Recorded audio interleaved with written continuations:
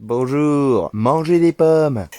Comment ça va? Bon, pas la peine de te dire que ici, comme d'hab, hein, la teuf tous les jours. Non, pas tous les jours, faut pas déconner quand même. Alors, aujourd'hui vidéo un petit peu spéciale. Ça va pas être sur le potager. Bon, de toute façon, lui, hein, tu vois, regarde, il se porte très bien, hein, ça pousse de plus en plus. Le sujet d'aujourd'hui, c'est quelque chose qui m'avait été demandé l'année dernière et que, j'ai pas fait, hein, parce que rien à foutre. Non, je déconne. Juste pas le temps, tu vois. On va aller voir ma deuxième maison. Oui, j'ai deux maisons. Deux terrains, deux maisons. Le mec est blindé, tu vois. Cette deuxième maison, je l'utilise quand je me déplace. Oui, c'est une maison sur roue. Tu sais, le truc blanc et bleu que tu peux apercevoir dans certaines de mes vidéos? Eh ben aujourd'hui, on va aller le visiter. Bref, c'est parti pour ce qu'on appelle un van tour.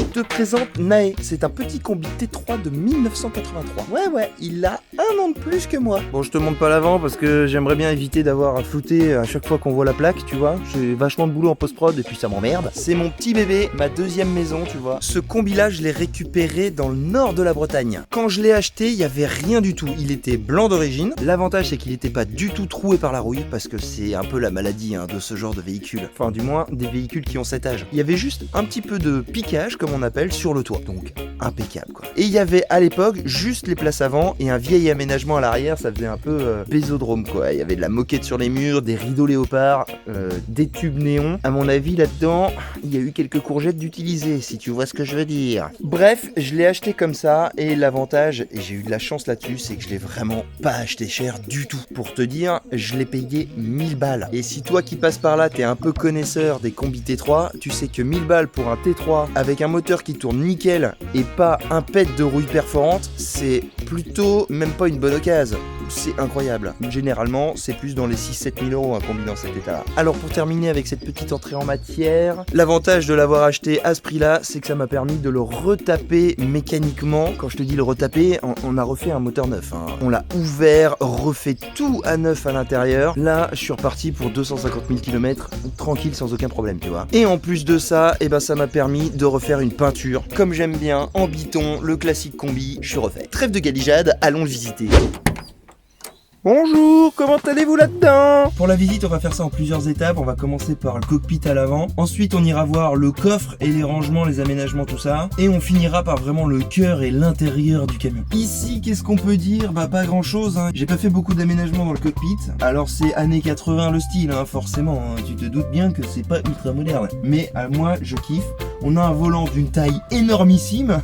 Et en plus, ce qui est cool, c'est que quand tu conduis, les roues sont sous tes fesses. Donc, t'as vraiment un angle de braquage génial et une sensation ultra agréable. Ça couplé aux suspensions super smooth, c'est génial à conduire. Qu'est-ce que j'ai fait en termes d'aménagement ici? J'ai construit en bois une espèce de console, on va appeler ça comme ça, pour faire plein de rangements, parce qu'à l'origine c'est tout lisse et il n'y a rien. Donc j'ai fait ça en contreplaqué classique, bien verni évidemment. À chaque fois que tu travailles le bois, de toute façon faut le vernir. Ça me permet de stocker mes cartes, du bordel, enfin tu vois, la preuve c'est déjà un bordel. Mes petites plantes tranquilles. J'ai fait des espèces de caissons sur les portières, ça m'a permis d'agrandir les haut-parleurs. Et en plus d'avoir des petits rangements très pratiques. Sous les sièges avant côté passager, il y a la batterie qui sert à démarrer le camion. Et sous le siège conducteur, je mets du bordel. À l'origine, ces deux cloisons là, elles n'existaient pas. Je les ai fabriquées moi-même. Ça m'a permis côté passager d'intégrer une douchette. Et ça, c'est indispensable. Je vous jure que c'est indispensable. Il suffit que tu ailles à la plage, que tu aies les pieds pleins de sable. Et grâce à ça, tu peux te rincer les pieds dehors. C'est ultra pratique. J'ai donc fabriqué un petit rangement en bois pour pouvoir la mettre. Et à côté, j'ai fixé un extincteur. Et ça, c'est un indispensable dans un van. On sait jamais, ça coûte que dalle, c'est tout petit, facile à placer. Franchement, s'il y a le moindre pépin, au moins j'ai ça, c'est toujours bien. La sécurité, c'est important. Côté conducteur, c'est ici que je vais ranger ma table et le strapontin si jamais j'ai besoin d'une troisième place derrière. Mais on verra ça tout à l'heure. Que dire de plus sur l'aménagement intérieur du cockpit? Pas grand chose, je t'ai dit, j'ai pas fait énormément de travaux là. Mais sinon, à part ça, il est extrêmement agréable à conduire et puis on a tout à portée de main quand on voyage, c'est parfait. La petite option que je rajouterai peut-être plus tard, c'est de venir fabriquer un meuble pour mettre ici. Pour prévoir le rangement de la douche solaire et mettre des porte-gobelets ou des trucs pour mettre les clés, enfin tu vois. Je pense qu'ici, on peut rajouter un petit meuble fait sur mesure. Maintenant, on va aller voir le coffre. Première modification que j'ai fait sur les haillons, c'est changer les vérins. J'ai mis des vérins hydrauliques renforcés. Ça me permet de venir fixer un porte-vélo et de mettre jusqu'à 3 vélos dessus. Et même avec le poids que ça rajoute, et ben grâce aux vérins renforcés, le haillon se lève quand même et tient. Ce qui est ultra important si tu veux pas avoir à décharger les vélos à chaque fois. Quand je suis venu isoler et plaquer le haillon arrière, j'en ai profité pour faire 2 rangements. En fait, ça c'est ma salle de bain. Ça me permet d'y ranger les serviettes. Et ici, quand je pars, je viens glisser ma trousse de toilette. Et tout est à portée de main parce que c'est ici que je prends ma douche. Mais je vais te montrer comment. En fait, j'utilise tout simplement 2 rideaux de douche que j'ai cousus ensemble et des aimants. Et je vais venir aimanter ça tout autour du haillon et ça va me faire une énorme cabine de douche. Tu vois, une fois que c'est monté, eh ben on a largement ce qu'il faut pour prendre sa douche tranquille, à l'abri des regards indiscrets. Et à l'intérieur, bah, c'est plutôt spacieux, hein. Sur le côté ici, j'ai mon petit garage. Je vais te montrer ça, attends. Regarde. Donc là c'est pas compliqué, c'est dans la prolongation de l'armoire à fringues. J'ai juste fait une petite caisse avec un serpentin de sando et là-dedans je stocke l'huile pour le moteur, du nettoyant, des trucs pour réparer des choses, les petits aimants, entonnoir, la petite glace pour prendre sa douche. Coucou! Voilà, c'est vraiment le petit local technique. Juste en dessous, ce que tu peux apercevoir, c'est le réservoir diesel parce que oui, c'est un moteur essence et ce réservoir-là sert pour le chauffage diesel qui est juste derrière. Il est caché là-bas en dessous, je vais te le montrer tout à l'heure. Mais avant ça, on va s'intéresser au coffre. Parce qu'il y a un truc à savoir, pour ceux qui connaissent pas le modèle de fourgon, le combi Volkswagen T3, c'est un van à propulsion. Donc le moteur, il est là-dessous. On dort sur le moteur. Donc il fallait impérativement que je garde un accès moteur. Et autre point important, c'est que quand tu mets le matelas dans le coffre, et ben t'as plus de coffre. Donc la première chose que j'ai fait, c'est surélever pour pouvoir me garder du rangement. Mais je vais te l'ouvrir, on va regarder. J'ai mis un crochet ici, directement fixé dans un renfort de carrosserie. Et ça me permet, en venant sortir ce petit truc-là, de l'accrocher là-dessus et d'avoir accès à mon coffre. Alors vu que le moteur est en dessous, tu vois ici j'ai découpé une planche qui est sur charnière et quand je vide le coffre je peux la soulever et avoir accès au moteur qui se situe en dessous. Et le fait d'avoir cet espace sous lit, ça me permet de stocker vraiment énormément de choses. Alors là j'ai plus le côté technique, la douchette qui va sur le réservoir solaire, une barre de traction si jamais je suis en panne, un cerf-volant pour faire du fun. Ici c'est les 2 barres pour faire le hamac au-dessus des sièges à l'avant, un petit parasol, le cric qui est dans le fond, le rangement pour la table de camping. Ici c'est une petite dalle de terrasse en bois pour pouvoir se mettre dessus quand on prend sa douche et pas se salir les pieds, l'indispensable hamac, les rideaux de douche que je t'ai montré tout à l'heure. Donc tu vois, il me reste même encore un emplacement ici pour stocker du matos. Et on a 3 chaises de camping. Mine de rien, dans une réhausse de 10 cm, et ben on en cale du matos. Parce que s'il fallait mettre tout ça à l'intérieur, je te raconte pas la galère. On va commencer maintenant à s'intéresser un peu à l'aménagement. Donc à l'arrière, t'as pu le remarquer, ici j'ai fabriqué une petite armoire.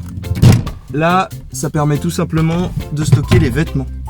Et dans le fond de cette armoire, j'ai intégré un petit spot basse consommation pour avoir une lumière indirecte qui jaillit ici et ça permet de bouquiner tranquille le soir sans déranger l'autre. Plutôt pratique, je t'avoue, quand on est 2. Et de l'autre côté dans le fond ici, j'ai l'armoire électrique. Elle se situe derrière le tableau de commande, mais ça on verra ça quand on sera dans la partie habitacle. Et à l'intérieur, il y a tout ce qui est fusible. Bien caché dans le fond là-bas, attends, je m'approche pour que tu puisses voir, voilà. Il y a d'un côté l'aération du frigo, je te montrerai ça à l'intérieur. Et ici on a le système de commande de chauffage que j'ai branché sur un interrupteur fait maison, ce qui permet de l'allumer et de l'éteindre parce que sinon ce petit truc là il reste en veille avec de la lumière et pour dormir c'est pas pratique. Et ici on a toutes les commandes du chauffage.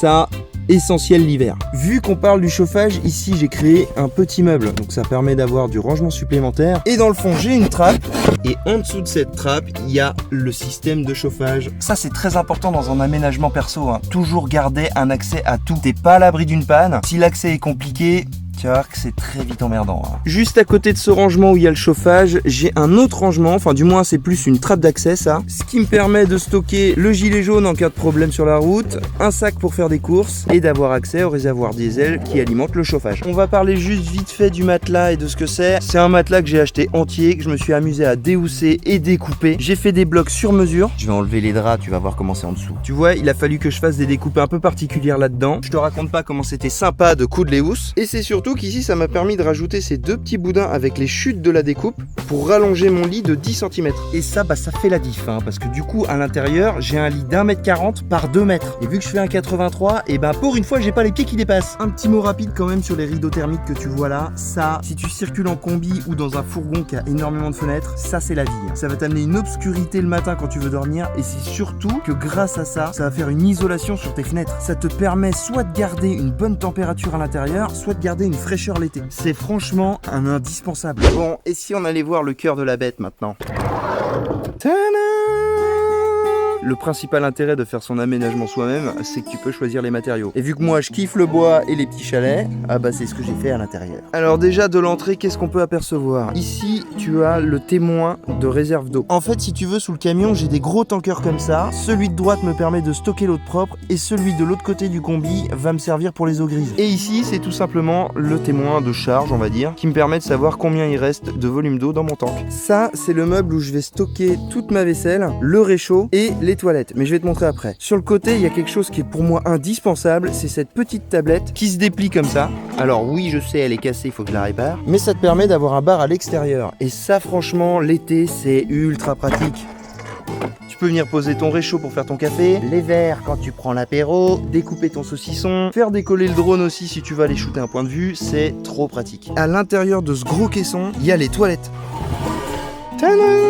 Alors oui, je sais, là pour le coup, ce sont des toilettes chimiques, hein, mais j'ai étudié un système pour faire des toilettes sèches. Au-dessus de ce meuble est à portée de main le décapsuleur indispensable quand tu pars, et ici une petite étagère de rangement que j'ai fabriquée maison. Et sur le côté du meuble ici, on a la fixation qui me permet de venir rajouter un strapontin pour pouvoir s'asseoir. Sur la gauche, nous avons la banquette, ça c'est un système clic-clac classique. Je l'ai fait entièrement sur mesure, j'ai juste acheté les charnières qui sont sur le côté. Du côté gauche, on a le petit coin cuisine lavabo avec un évier en inox, le petit robinet des familles qui va bien fait sur mesure, et pareil, une petite étagère, et j'ai utilisé, tu vois, les restes du tuyau en cuivre que j'avais acheté pour faire le robinet. Un changement que j'ai fait aussi sur ce van, c'est que j'ai rajouté une fenêtre coulissante, parce que là, ça, c'est vraiment pratique pour aérer.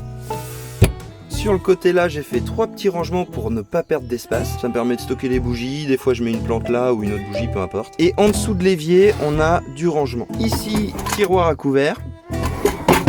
En dessous, on a forcément le système d'évacuation de l'évier avec du stockage à l'arrache, comme tu peux le voir. Et en dessous, le tuyau que tu peux apercevoir, c'est l'évacuation vers le tanker qui est sous le camion pour les eaux grises. Sur le côté là, j'ai ma Sureflow. Ça, c'est la pompe qui me sert à alimenter en eau et l'évier par ici. Et la douchette par un autre tuyau derrière. Quelque chose qui est important quand tu fais ce genre d'aménagement sous l'évier, c'est de venir jointer au silicone partout. Parce que si jamais tu as une fuite d'eau quelque part par là, et ben au moins l'eau ne va pas s'infiltrer derrière le bois et commencer à le pourrir. Ça, c'est ultra important. Sur la gauche, on a un petit frigo. Petit mais en fait qui est vachement pratique avec, oui, un congélateur. C'est-à-dire que je peux me permettre d'avoir des glaçons et des glaces quand je pars. Impeccable. Alors ce frigo là il coûte un peu cher mais il consomme que dalle. Et l'avantage c'est qu'on peut détacher le compresseur qui est fixé à l'arrière et le mettre sur le côté. Le compresseur de ce frigo là il est en dessous de ce meuble là. Mais je vais te le montrer. Et alors je sais pas si on va voir mais tu vois on aperçoit l'aération du compresseur qui est là. En fait ça c'est l'entrée d'air du compresseur. Ouais je t'avais prévenu hein, dans l'aménagement perso tout est prévu au millimètre hein. En même temps c'est ça, quand tu voyages en van t'essayes de dégager le maximum d'espace. Donc fallait que cette aération là elle soit bien planquée parce que tu peux rien mettre devant. Forcément tu peux pas la boucher tu vois. On enchaîne avec l'indispensable tiroir four bordel. Donc là clairement c'est là où tu mets tout. Voilà. Doliprane pour les lendemains de teuf, les verres, le chargeur 220, l'encens, enfin tu vois là c'est clairement le bordel hein. En même temps, c'est à ça qu'il sert. Cet espace-là, c'est pour venir enquiller la table. C'est une table que j'ai faite moi-même, j'avais pas envie d'un système trop compliqué. Donc il y a juste à déplier les pieds, la glisser, et puis c'est parti, on peut bouffer. Sur la gauche, ce placard-là, c'est la réserve de nourriture. À l'intérieur, j'ai tout fait sur mesure aussi pour pouvoir stocker les boîtes de conserve, tout là. Et on a un énorme placard de rangement. En vrai, on peut mettre de la nourriture là-dedans. Hein. Je vous garantis qu'on en met un paquet. Alors, comme je te l'ai dit, le compresseur du frigo, il est en dessous. Donc j'ai gardé un accès.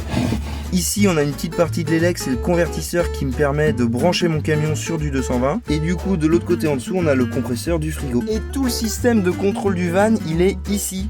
Non, c'est pas la plante. Hein. Attends, je vais te l'enlever pour te montrer. Hop, voilà, bien la bébé. Ça, c'est le panneau de contrôle. Donc, tu as les lumières, ici, 2 lumières. Le frigo, on-off, la pompe à eau, et ici j'ai mis aérateur parce que j'ai gardé 2 câbles si jamais je veux brancher un ventilateur ou une guirlande ou n'importe quoi en fait. On a 2 prises USB pour recharger tout ce qu'on veut, le témoin de charge de batterie et une prise 12 volts classique. Au-dessus, et ça c'est indispensable dans un van, c'est un détecteur de CO2. Et celui-là il va sonner si jamais on atteint un pic de CO2 qui est critique pour ta santé. Allez, reviens de placer là bébé. Au plafond on a l'éclairage principal, alors j'ai pas laissé le spot en direct parce que ça fait une lumière plongeante que j'aime pas trop. Donc j'ai juste vissé une petite plaque légère légèrement surélevé, tu vois, et ça me permet d'avoir un éclairage indirect. Ici le hublot équipé d'une moustiquaire. Alors ce modèle là, c'est une moustiquaire fixe, on pourra jamais passer la tête. Et quand il fait trop chaud, on peut l'ouvrir.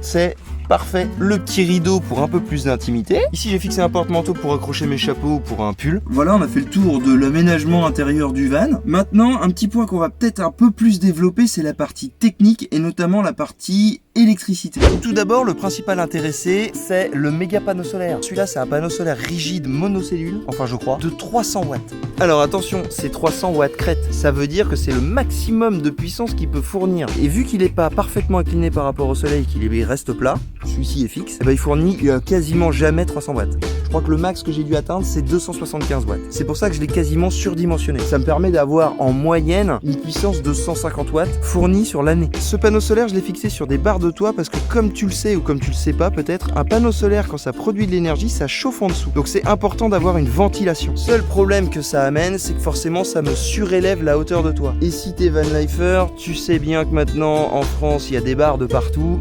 Ça peut être un inconvénient. Après, sur un T3 comme ça, on est relativement bas. Et là, les barres de 2 mètres, je les passe. Et même certaines à 1,90 qui sont pas vraiment à 1,90. Hauteur du bazar, 1,97 m avec le panneau. Ce panneau solaire est donc relié par un passe-toit. Les câbles sont dans la cloison ici que tu peux apercevoir. Descendent en dessous, passe là derrière dans le caisson et arrive là-dessous où il y a tout mon système électrique.